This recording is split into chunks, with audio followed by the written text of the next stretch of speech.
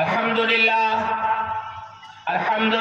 नहमदुहु व नस्तईनुहु व नस्तगफिरुहु व नुमिनु बिही व नतवक्कलु अलैहि व नऊज़ु बिल्लाहि मिन शुरूरि अनफुसिना व मिन सय्यिआति अमालिना मन यहदिहिल्लाहु फला मुज़िल्ल लहु व मन युज़लिलहु फला हादिय लहु व नशहदु अन ला इलाहा इल्लल्लाह वहदहु ला शरीका लहु व नशहदु अन्न मुहम्मदन अब्दुहु व रसूलुहु अरसलहु बिलहक़्क़ि बशीरन व नज़ीरा अम्मा बअद फस्तईज़ बिल्लाहि समीइल अलीम मिनश शैतानिर रजीम बिस्मिल्लाहिर रहमानिर रहीम इक़रा बिस्मि रब्बिकल लज़ी खलक़ खलक़ल इंसान मिन अलक़ व क़ाल तआला फ़ी कलामिहिल अज़ीम क़ुल हुवल्लाहु अहद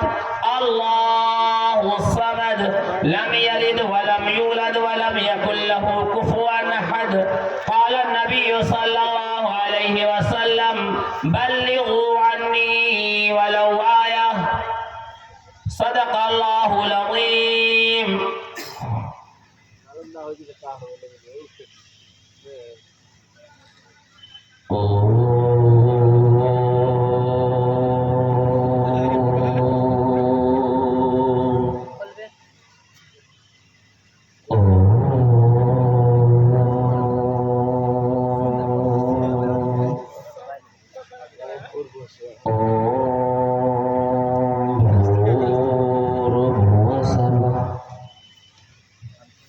एक ओंकार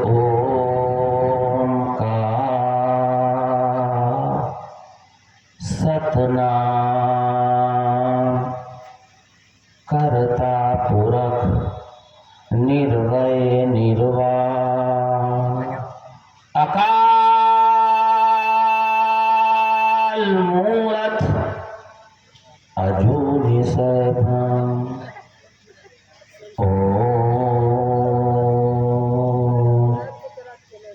यो नः पिता जनेता यो विधाता धामानि वेद भुवनानि विश्वा यो देवानामनामधा एक एव तं सम्परशनं भुवनायन्ति अनिया अन्धन्तवः पिरवसन्ति असम्भूते मुपासते ततो अभूव एव तियामृतः यह शास्त्रविधि मुत्सिरिजिया वर्तते कामकारतः न ससिद्धिमवाप्नोति न सुखं न परां गतिं तमेव शरणं गच्छ सर्वभावेन भारत तत्परसादात् परां शान्तिमस्थानं श्यासि शाश्वतं स एष एक विदित एव मामेकं शरणं वर्ज न तस्य प्रतिमास्य यस्य नाम महद्दसः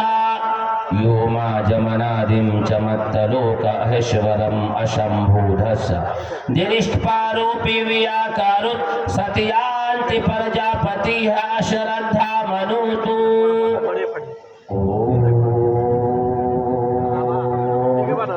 शांति शांति। हमें बदलना है उम्मत के नौनिहालों का मिजाज,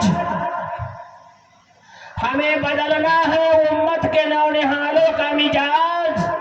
बिन तराशे हुए हीरे हमें अच्छे नहीं लगते। फुर्सत अगर मिले तो पढ़ना मुझे जरूर, फुर्सत अगर मिले तो पढ़ना मुझे जरूर। मैं नया उलझनों की मुकम्मल किताब हूं। हमने किए गुनाह तो उसने न की पकड़, देखे हैं हमने हौसले परवरदिगार के। समझ में कुछ नहीं आता कि छेड़ू तमस्ता कैसे, हंसाऊं तो बगावत है, रुलाऊं तो बगावत है। मौलवी कहीं का नहीं है। हंसाइए तो मौलवी साहब बहुत हंसाया, रुलाइए तो इतना रुलाया कि दिल बिल्कुल ये मोम हो गया। ये कहीं का नहीं है। थोड़ी देर सिर्फ आपको सुनना है और समझना भी है। सुनना भी है और समझना भी है, और इंशाअल्लाह सुन करके अमल भी करना है। करेंगे ना? आज का ये जलसा दस्तारबंदी मदरसा इस्लामिया शमसुल उलूम अल्हम्दुलिल्लाह कामयाब हो गया, और ये आपकी मेहनत है जो जलसे को आपने कामयाबी की तरफ लेकर के चले गए। ये आपकी मेहनत, असातिज़ा की मेहनत और बच्चों की मेहनत, गार्जियनों की मेहनत, क्या आज अल्हम्दुलिल्लाह मदरसा इस्लामिया शमसुल उलूम के अंदर 109 बच्चे के सरों पर ताज जो है पहनाया गया। और ये ताज कोई ऐसा वैसा ताज नहीं है। जगदीशपुर के लोगों, इलाके के लोगों, सुन लो, ये वो ताज नहीं है जो तुम समझ रहे हो। ये वो ताज है जिसकी बोली अल्लाह के नबी अलैहिस्सलाम ने लगा दिया है। ये बोरिया पर बैठ करके पढ़ने वाला इंसान, दाल रोटी खा करके कुरान को याद करने वाला बच्चा, और अपने पूरे जो है एतमाद के साथ, ईमानदारी के साथ पढ़ाने वाला मौलवी, आपके बच्चे की कोई अहमियत नहीं थी। जो आपके गलियों में गोली खेल रहा था, ताश और जुआ खेल रहा था, मौलवी को मोहब्बतें आई, बच्चों की हमदर्दी आई। मुफ्ती मूसा साहब ने उठा करके आपके नन्हे मुन्ने बच्चों को जो गोली खेलने वाला था हाफिज कुरान बना दिया। ये मदरसा है तेरा कोई मैं कदा नहीं साकी, ये मदरसा है तेरा कोई मैं कदा नहीं साकी। यहाँ के खाक से इंसान बनाए जाते हैं। आओ, इंसान अगर बनना है तो मदरसे में आओ।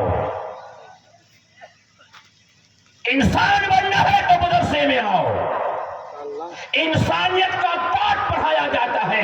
इंसानियत का जो इंसानियत की सबक पढ़ाई जाती है, अच्छे बुरे की तमीज अगर बताई जाती है, तो ये मदरसे में दाल रोटी खा करके पढ़ने और पढ़ाने वाला बताता है।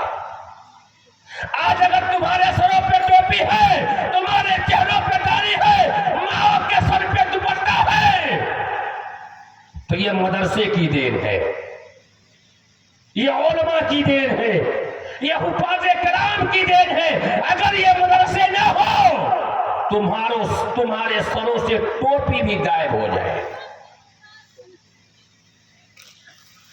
तुम्हारा और हमारा वो हाल होगा जो स्पेन के अंदर मुसलमानों का हाल हुआ था। उसके लिए अल्लाह ने कुरान करीम में कहा, इक़रा बिस्मि रब्बिकल लज़ी खलक़, खलक़ल इंसान मिन अलक़। पढ़ो, पढ़िए। आप कहिएगा मौलवी साहब नीतीश कुमार के स्कूल में हम पढ़ते हैं। जी, हम नीतीश कुमार साहब के स्कूल में पढ़ते हैं। वहां तो हमें खिचड़ी मिलता है, ड्रेस मिलता है, लड़कियों को साइकिल दिया जाता है। हम तो वहां पढ़ते हैं। मदरसे में हाफिज बन गया तो साइकिल नहीं मिलेगा, मौलवी साहब बन गए तो कुछ नहीं मिलेगा। लेकिन वहां तो हम पढ़ते हैं, 8वीं क्लास से, पहली क्लास, 5वीं क्लास से पैसा हमारे बच्ची के अकाउंट में आना शुरू हो जाता है, उससे हमारा घर चल जाता है। नहीं मेरे भाइयों, वहां तो पढ़ाई होती है लेकिन इंसान नहीं बनाया जाता, रब की पहचान नहीं कराई जाती, अपने पैदा करने वाले की पहचान नहीं कराई जाती, वो अच्छे बुरे की तमीज नहीं बताई जाती, माँ को माँ का मकाम नहीं बताया जाता, बाप को बाप का दर्जा नहीं बताया जाता, बहन को बहन का मकाम नहीं बताया जाता। अगर माँ को माँ का मकाम बताया जाता है, माँ को माँ का दर्जा कर दिया जाता है, तो ये मदरसे में बताई जाती है। बाप को बाप का मकाम अगर बताया जाता है तो मदरसे में बताया जाता है। अगर बेटी की मकाम, अगर बेटी का मकाम बताया जाता है तो मदरसे में बताया जाता है। अच्छे और बुरे की तमीज अगर बताई जाती है तो ये मदरसे में बताई जाती है। पढ़िए, अपने पैदा करने वाले के किताब को पढ़िए, कुरान को पढ़िए। तो लोग सब कहता है मौलवी साहब कुरान पढ़ते हैं तो नींद आता है, तो आइए करेगा, ये तो कुरान का मुआजिज़ा है। कुरान पढ़ोगे तो नींद आएगा, सुकून आएगा। हर आदमी कहता है मौलवी साहब 5 गो बेटा कमाने वाला है, बहुत पैसा कमा रहा है, लेकिन दिल में सुकून नहीं। पैसा कहाँ से आता है, कहाँ चला गया, पते नहीं चलता। हर आदमी ये बीमारी में मुब्तला। आदमी बीमारी में मुब्तला है। तो अल्लाह ने कहा कुरान में, अला बिज़िक्रिल्लाहि तत्मइन्नुल क़ुलूब, तो मेरा जिक्र करो तुम्हारे कल्ब को सुकून मिलेगा। सूरह वाक़िया पढ़ो, तुम्हारे घरों बरकत आएगी, तुम्हारे घरों में तुम्हारा जेब कभी खर्चा जो है, तुम्हारा जेब कभी कम नहीं होगा। तो एक ये है कि पढ़िए, किसको पढ़िए? अल्लाह की किताब को पढ़िए और पढ़ करके अपने ईश्वर को पहचानिए, अल्लाह को पहचानिए। हम सबका पैदा करने वाला कौन है? हम सबका मालिक कौन है? मुसलमानों, अगर आपका बेटा, सुन लीजिएगा, दुआ होगी सिर्फ, मैं बात को सलट रहा हूं, आपका बेटा आपसे पूछ दे कि अब्बा बताइए अल्लाह कैसा है, तो आप क्या बताइएगा? अल्लाह कैसा है? उसी चीज को श्री कृष्ण जी ने गीता में बताया, अल्लाह ने कुरान में बताया। हमारे हिंदू भाई की 4 पुस्तक, वो कहते हमारी आदि ग्रंथ है, आसमानी पुस्तक है, वेद, अथर्ववेद, ऋग्वेद, सामवेद, ये 4 किताब। और उसके बाद एक किताब और है गीता, जो सबसे ज्यादा पढ़ी जाती है गीता। गीता में श्री कृष्ण जी के आदेश ये है, गीता के अध्याय 16 श्लोक 23, यह शास्त्राविधि मुत्सृज्य वर्तते कामकारतः न सिद्धिम वापनोति न सुखम न पराम गतिम।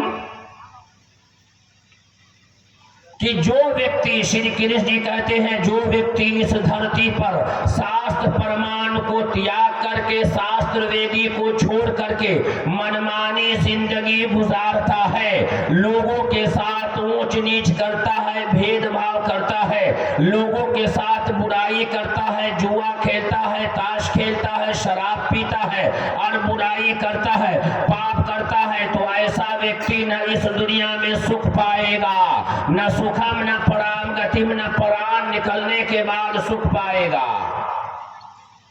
ये श्री कृष्ण जी गीता में कहते हैं कि जो व्यक्ति, जो इंसान इस धरती पर शास्त्र को छोड़ करके चलेगा, लोगों को ऊंच नीच बताएगा, ये ऊंची जात का आदमी है, ये छोटी जात का आदमी है, हम इससे बात नहीं करेंगे, शराब पिएगा, जुआ खेलेगा, तो ऐसा व्यक्ति न इस दुनिया में सुख पाएगा, न सुखम न पराम गतिम, न प्राण निकलने के बाद सुख पाएगा। तो श्री कृष्ण जी के साथ जो लोग रहते थे, उसने कहा कि आप बताइए कि हमें शांति कहाँ मिलेगी, हमें सुख कहाँ मिलेगा? तो श्री कृष्ण जी ने गीता में कहा, तमेव शरणं गच्छ सर्वभावेन भारत तत्परसादात् पराम शांतिं स्थानं श्यासि शाश्वतम। जब ये श्लोक एक जगह मंदिर में मैं सुना रहा था, सूरत में, अभी सूरत में एक मंदिर में गया, तो गुजराती थे वो, लेकिन वहां का पुजारी था दरभंगा का, अच्छी तरीके से हिंदी समझ रहा था वो।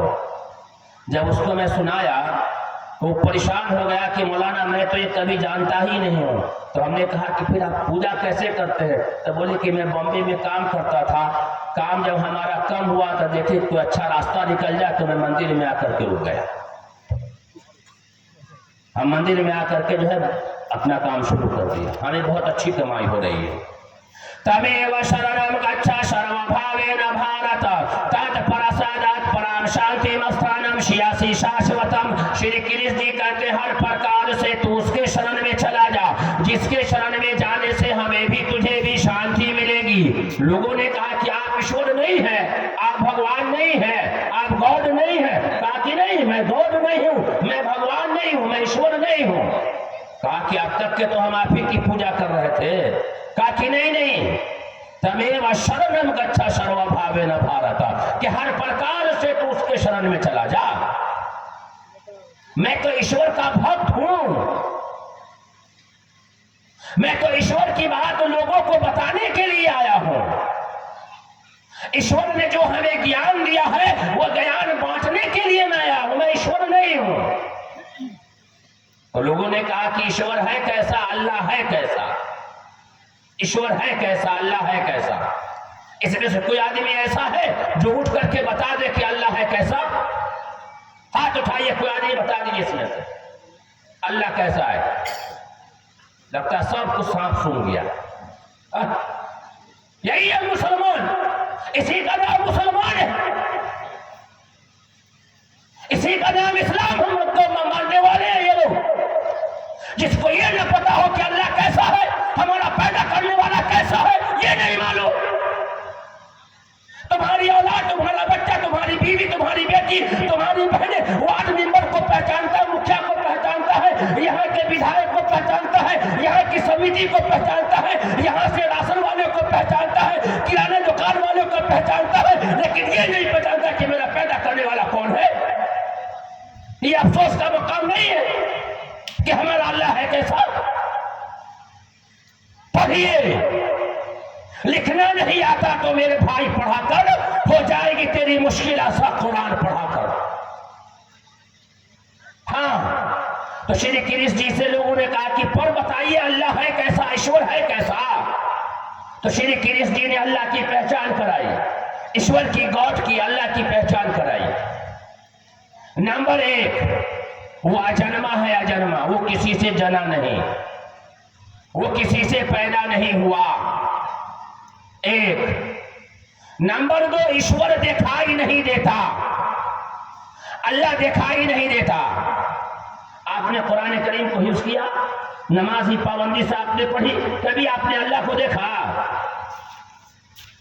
ये हाफिज जी भी कहते कि मैंने अल्लाह को नहीं देखा।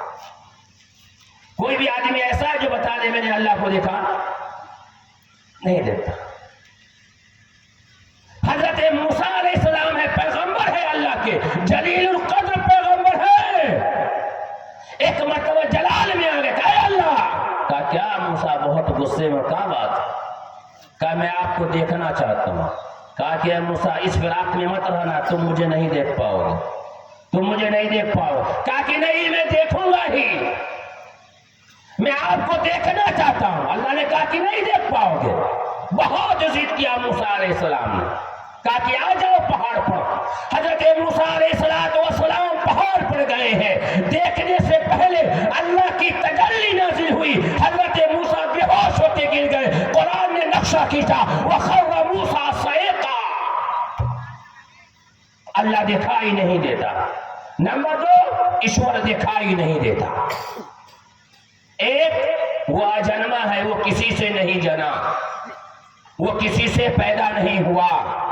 नंबर 2, वो दिखाई नहीं देता। नंबर 3, वो अलख निरंजन है, अमर है, उसको मौत नहीं आती, उसको मौत नहीं आती। कुरान ने कहा कुल्लु मन अलैहा फान। 3, उसको मौत नहीं आती, वो अलख निरंजन है। जिसके अंदर ये 3 चीजें पाई जाएगी, 3 बातें पाई जाएगी, वो हम सबका पैदा करने वाला ईश्वर है, हम सबका पैदा करने वाला अल्लाह है। उसी एक अल्लाह की पूजा होगी। वेद ने कहा एक विरदे का एवा, हकीकत में वो ईश्वर एक है और उसी एक की ही पूजा हो।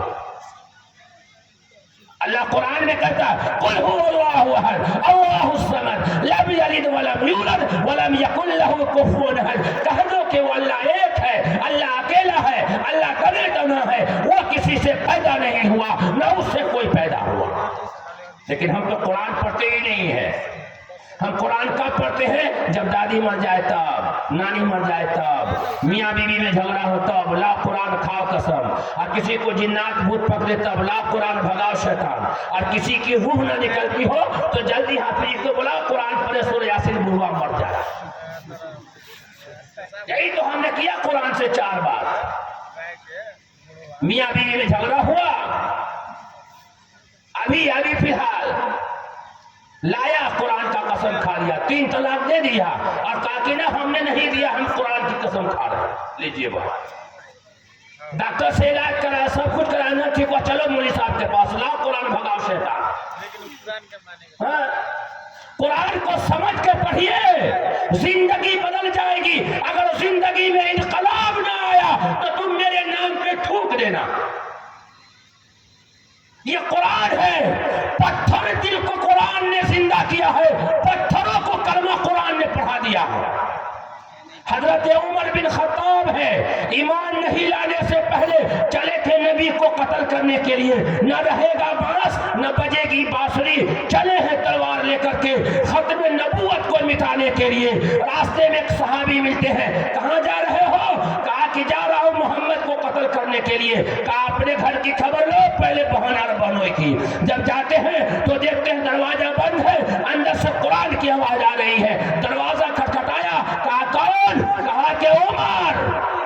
बहन घबरा गई, उमर आ गया। उमर है जिससे शैतान भी थर्राता था, हजरत उमर से शैतान भी। अरे भाईगिरी अगर करनी है तो हजरत उमर के जैसे भाईगिरी कीजिए, जिंदगी बन जाएगी। आज हम लोग कहते हैं ना भाईगिरी, अरे भाईगिरी जब तक कि आपके पास पैसा है लोग आगे पीछे करेंगे ये भाई है। हम कैसे भाई हैं? इसकी टोपी उसके सर, उसकी टोपी उसके सर, उसकी टोपी उसके सर। और जब तक कि आपके पास जेब में पैसा है, आपके पास 10-20 आदमी है, जिस दिन वो पैसा खत्म आपकी भाईगिरी खत्म। अरे भाईगिरी अगर किया है तो हजरत उमर बिन खत्ताब ने किया है।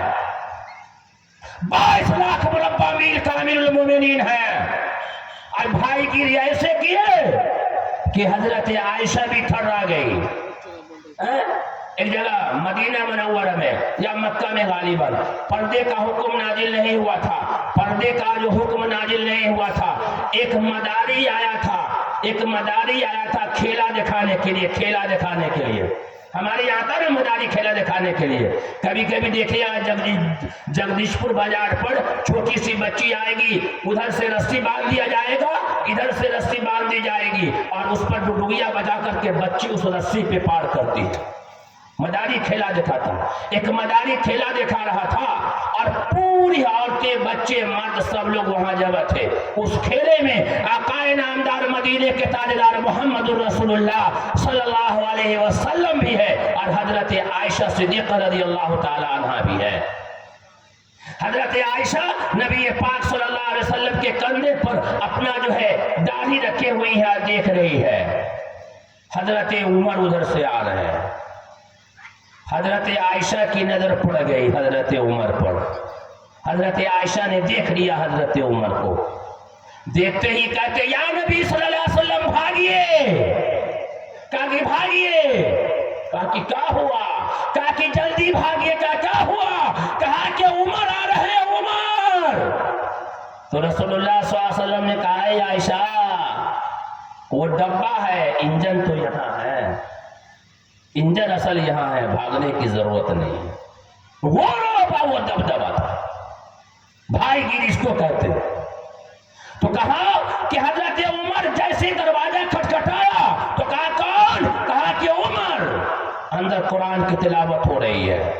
जल्दी जल्दी में हटे, दरवाजा खोला। बहन जिसका नाम फातिमा था, कहा कि क्या कर रही हो? कहा कि उमर मैं कुरान पढ़ रही हूं। एक झापड़ दिया कस करके, एक दिया, गिर गई।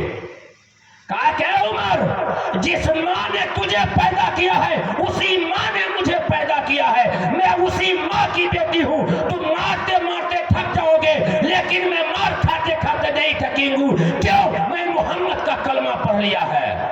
जब इतना कहा तो हजरत उमर थर्रा गए, नरम हुए कुछ। इधर उधर देखा तो निगाहें पड़ी कुरान पर। सूरह ताहा की वो आयत थी। सीधे निगाह नरम हो गया, दिल नरम हो गया। कहा कि अरे बहन मुझे जो है मुझे भी कुरान पढ़ाओ। कहा कि नहीं तुम नहीं पढ़ सकते, अभी तुमको नहा धो करके आना होगा फिर पढ़ना।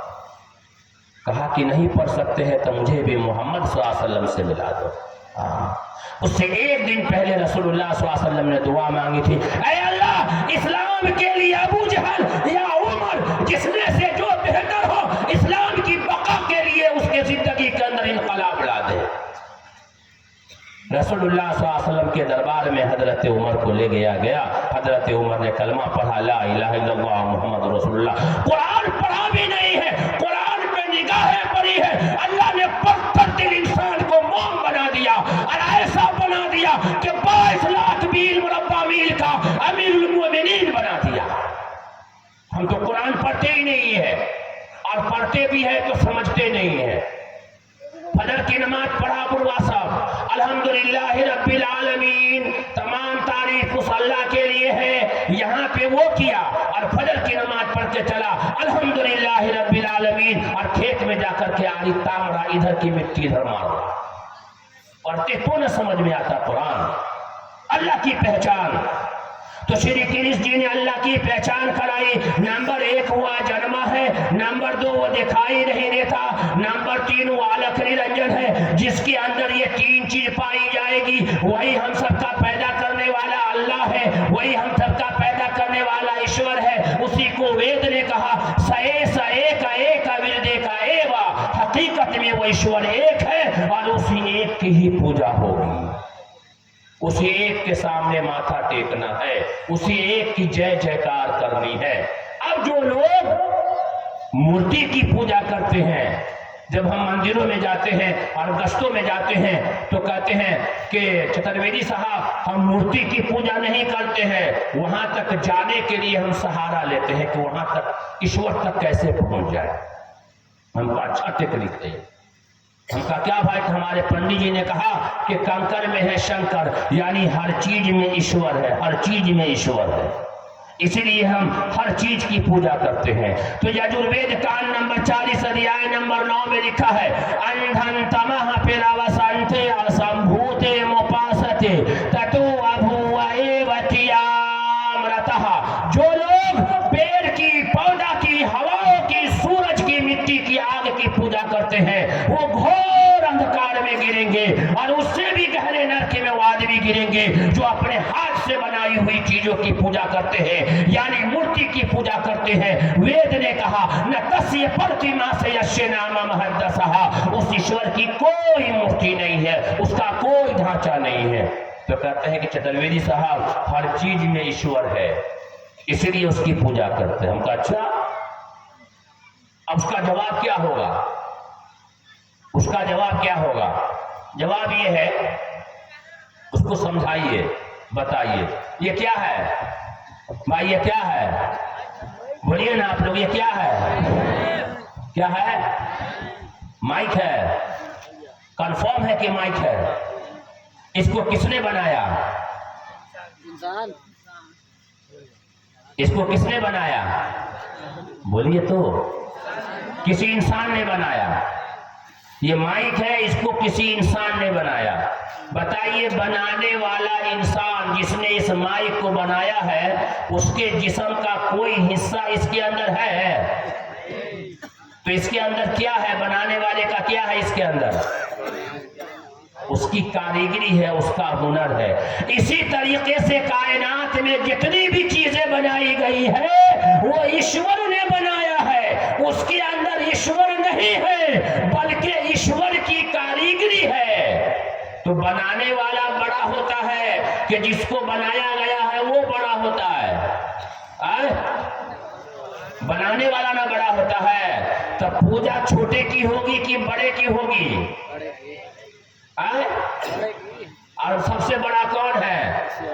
अल्लाह है। ये तो लॉजिक है कि अल्लाह है। बेटा की पूजा नहीं होगी, बाप की होगी। बाप बड़ा है। हम लोग तो बाप को लात से मारते हैं, जाओ भाई, और माँ कहते हैं जन्नत है तो माँ की बातें नहीं मानते, छोड़ देते माँ बाप को। हम लोगों ने तो बाप रे बहुत बुरा हाल कर लिया। लड़की सब का तो और बुरा हाल, लगता है कि थोड़ा सा EBCD आ गया पढ़ने तो EBCD में इंग्लिश में माँ से बात करती है, इंग्लिश में बाप, कलमा याद नहीं है और इंग्लिश में बात करती है। माँ ने कहा बेटी स्कूल जाना, थोड़ा सा जो आटा सान करके रोटी बना दो। तुम अपना काम तुम करो, हमको स्कूल जाना है, देर हो रही है।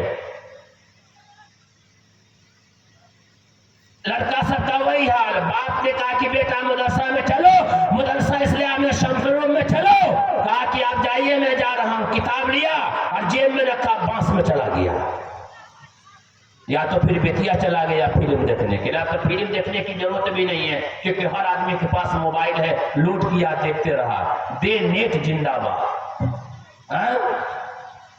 ईमान को बचाओ, अपने ईमान को बचाओ। बेदाग जवानी बनाओ, बेदाग जवानी। ये मोबाइल सबसे बड़ी कैंसर की बीमारी है, कैंसर की बीमारी। और आजकल तो इतनी बेहया सिलाती है जेब वाला, एकदम बाजार में भी बाजार तो सीधे कोई जो है कोई बात नहीं है, सीधे जेब में हाथ डाली, कौन बड़ा है, कौन ससुर है, कौन सास है, कौन दियाद है, कुछ पता नहीं, जहां घंटी बजा वही निकाले सलाम अलैकुम हेलो ठोक दिया। यहां तक ये उम्मत आ गई। पहले छुप करके लोग बात करते थे, आजकल तो सीधे घंटी बजती है। जेब वाला पैजामा, लड़का सब बंद कर दिया जेब वाला पैजामा, तो लड़की सब सिलाने लगी जेब वाला पैजामा। ये क्यों? तालीम न होने की वजह से, एजुकेशन न होने की वजह से, अल्लाह का खौफ न होने की वजह से आज ये उम्मत इस रास्ते पे आगे खड़ी है। जिस रास्ते पे रसूलुल्लाह सल्लल्लाहु अलैहि वसल्लम ने अपनी उम्मत को 100% दीन पे ला करके खड़ा किया था, आज ये उम्मत 70 से 75% जो है बेदीन हो चुकी है, बेदीन हो चुकी है। अगर किसी की बेटी अगर मोबाइल से बात करे ना बाजार में, और गांव का कोई आदमी जाकर के उसकी माँ से खाली कह दे, ए फलनिया रक्सौल वाली तका तो हर बेटी तक जगदीशपुर बाजार में बात करते रहो, अब देखिए 10 को गाली आपको देगी। कैसा आदमी है? हमारी बेटी पर नजर रखता है,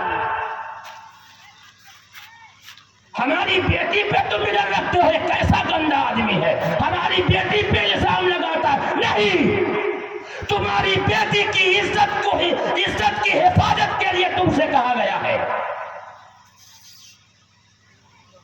रात के अंधेरे में, अंधेरी रात है, जाने का जमाना है, बेटा जो है कंबल में है और पूरी रात मोबाइल चला रहा है, और माँ कहती है मेरा बेटा तो इंजीनियर मोबाइल पे बन रहा है, इंजीनियर बन रहा है कि वो जहन्नम में जाने का रास्ता लेकर के इख्तियार करो। अल्लाह की पहचान न होने की वजह से, अल्लाह का खौफ न होने की वजह से, अल्लाह न होने की वजह से ये यकीना बना हुआ है मुसलमानों का, कौन मेरा क्या बिगाड़ लेगा। याद रख लेना, तुम्हारा कोई बिगाड़े या न बिगाड़े, अल्लाह तुम्हारा बिगाड़ देगा। ये अल्लाह तुम्हें रस्सी को ढील दिया है, वातसिमू बिहब्लिल्लाहि जमीआ, जिस दिन ये खींचेगा ना, नक्शा बिगाड़ करके रख देगा सबका। और खींचा अल्लाह ने कोरोना में, सब खींचा कोरोना में अल्लाह ने, तब बेत पकड़ लिया सब आदमी, नहीं निकलना है। थोड़ा सा अल्लाह ने खींचा तब बेत पकड़ लिया, सैनिटाइजर से हाथ धो रहे, साबुन से हाथ धो रहे, घर से बाहर नहीं निकलना है। बीवी शौहर के पास नहीं सो रही है, बाप रे हट करके रहो, 6 फीट की दूरी, 6 फीट की दूरी, 6 फीट की दूरी। ये अज़ाब इलाही था। अगर तुम काम नहीं करोगे तो अज़ाब तो आएगा। तो कहा अंधन तमह पिरावसंते असंभूते मोपासते ततो अभूवतियामृतः, जो लोग पेड़ की, पौधा की, हवाओं की, सूरज की, मिट्टी की, आग की पूजा करते हैं वो घोर अंधकार में गिरेंगे, और उससे भी गहरे नरक में आदमी गिरेंगे जो अपने हाथ से बनाई हुई चीजों की पूजा करते हैं। ऋग्वेद मंडल नंबर 10 सूक्त नंबर 82 मंत्र नंबर 3, यो नहा पिता जनेता यो विधाता धामानि वेद भुवनानि विश्वा यो देवानाम नामधा एक एव तम संपरशनम भुवनायन्ति अनिया, जो सारे संसार का रचयिता है, जो सारे संसार का रचाने वाला है, जो सारे संसार का बनाने वाला है, वो केवल एक अकेला है, तने तन्हा है। यो नहा पिता जनेता, न उसका पिता है, न माता है, न बेटा है, न बेटी है, कोई नहीं है। सारे संसार का बागडोर उसी एक ईश्वर के हाथ में है। आखिर में तमाम इंसानों को उसी एक के पास लौट करके जाना है, अपने किए हुए कर्मों का हिसाब देना है, अपने जिंदगी का हिसाब देना है। नहीं देना हिसाब, एक एक सेकंड का हिसाब देना है, एक एक सेकंड का, पाई पाई का हिसाब देना हो। चाय की दुकान पे बुढ़वा साहब दिन रात भर क्या हुआ, चाय की दुकान पे पता कर लीजिए, दाढ़ी पक गई है यार, बेटा पोता हो गया, चाय की दुकान पे गुलछर्रा छुड़ाएगा और पूरे मोहल्ले की गिबत करेगा। ये भी आपको हिसाब देना होगा। औरत सब घर में, या अल्लाह, औरत की तो बातें छोड़ दीजिए, माँ बहन की, इतना बुरा हाल। जलसा में आई होगी, खाई होगी, पी होगी, अगर दूब अगर उसको मिल गई पहचान की तो लीजिए भाई, शुरू हो गई ये चीजें। आप मर्दों में आना शुरू हुआ, अपनी जिंदगी को बेदाग जिंदगी बनाइए, अल्लाह की पहचान कराइए। तो कहा सए सए का एक विरदे का ये, वो हकीकत में वो ईश्वर एक है, उसी एक की ही पूजा करनी है। और ये बात बतानी भी है, ये काम करना भी है, पूजा करना भी है, इबादत करनी भी है, और ये बात बताना भी है। किसको? अपने बच्चों को और हिंदू भाइयों को। ये हिंदू भाई है कौन? अब आइए पॉइंट पर। ये हिंदू भाई है कौन? ये हमारे भाई है, भाई। सबसे पहले आने वाला इंसान हजरत आदम अलैहिस्सलाम, जिसको आदि मानव कहा गया। सबसे पहले ईश्वर ने, अल्लाह ने जन्नत में जब उसको बनाया, और बनाने के बाद जब जान डाली और वहां से अल्लाह ने जब उनको निकाला, तो सबसे पहले इंडिया की धरती पर जो भेजा वो हम सबके बाप है। सबसे पहले आने वाला इंसान आदि मानव यानी आदम अलैहिस्सलाम, वो हम सबके बाप है। अगर एक माँ बाप की औलाद आपस में अगर